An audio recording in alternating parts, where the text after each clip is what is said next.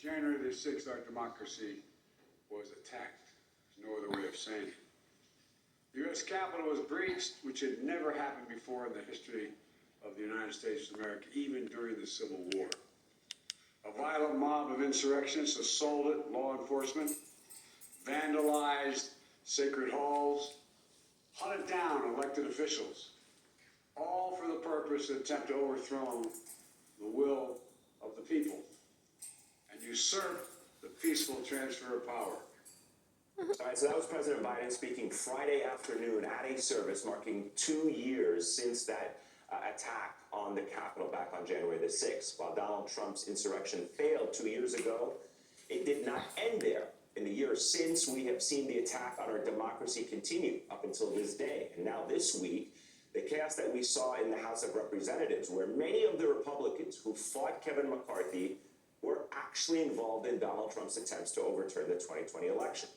Trump and his allies didn't take over our democracy, but their grip on the Republican Party only got stronger this week. It is a sentiment that Congressman Eric Swalwell echoed earlier, speaking to my colleague, Alex Wagner. 2 years ago from today, the insurrectionists failed to take over the Capitol, but tonight it looks like they're going to take over the Republican Party and put in place Kevin McCarthy as essentially a vessel state of MAGA Nation. And MAGA Nation doesn't accept election results. MAGA Nation prefers violence over voting, and that's a very scary proposition. By the grace of God and the bravery of Capitol and Metropolitan Police, the Capitol was defended on January 6th. We honored them today, but the next 2 years is very shaky.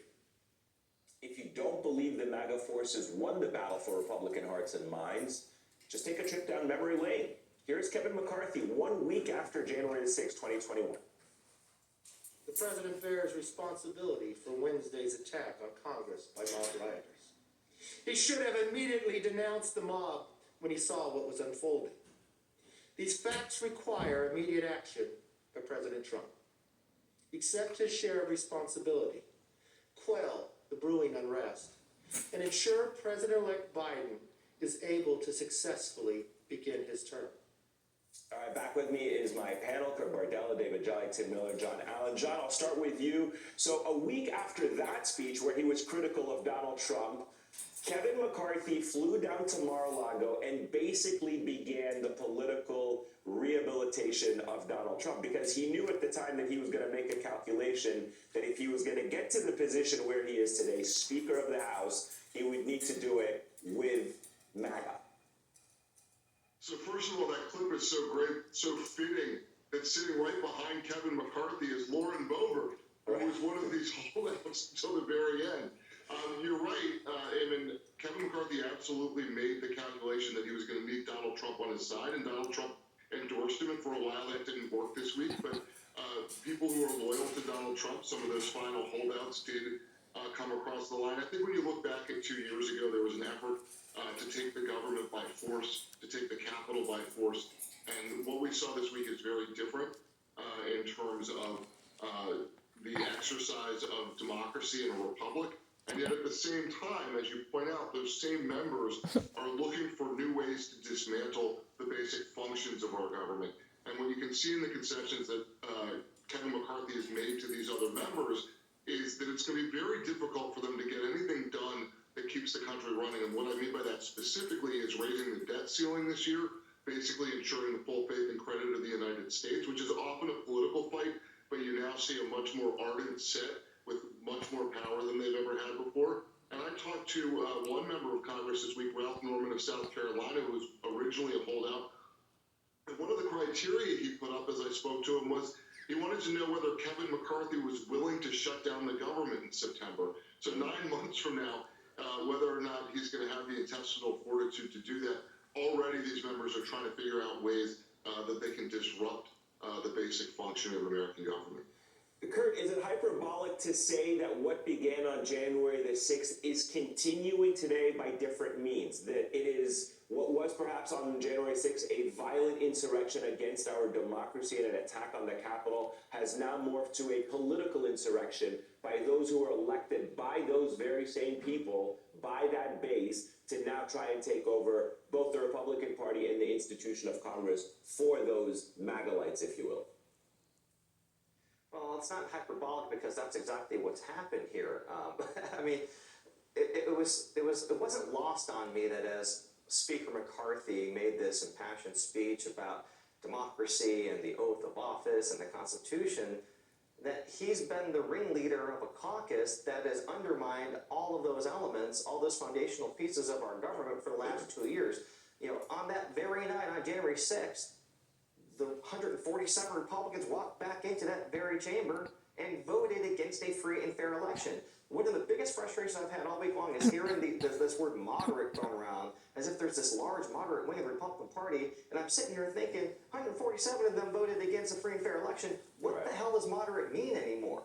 I've seen no evidence of any moderation within this party. I've seen them lurch even further to the right, and now we've seen, for the last 4 days, the Speaker of the House now, the leader of the Republican Party, negotiate with the terrorists, give in to the terrorists. Imagine if after 9/11, our government was negotiating with people who were the architects of that terrorist attack. That's what Kevin McCarthy has done. And not only is he negotiating with them, he's given into them. He's given them more power, more authority, more ability to play a larger role in the government. For all the headlines about the headache that this small group of people have caused a Republican conference, at the end of the day, they all gave into them. Where the hell are all these moderates that could have stopped this from happening? Stop empowering these people, these extremists. What Kevin McCarthy has done has actually made it easier now for more extremists to enter the Republican Party, to enter Congress, to have more influence.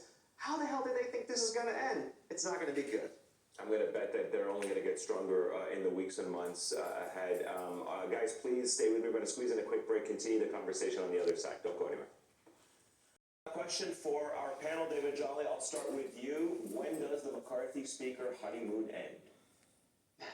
It's going to be tested very soon over this rules package because, Eamon, half of what McCarthy has promised is actually in that rules package. And so if it can't pass, it would be in this odd scenario where he used the rules package to get the votes for Speaker, but they can't actually implement what he promised. So that will be a stress test into next week. Let's say they survive it. The real test will be around keeping the government open through the annual budget process, which would be the end of this year, and then accommodating the debt ceiling, which will absolutely require working with Democrats.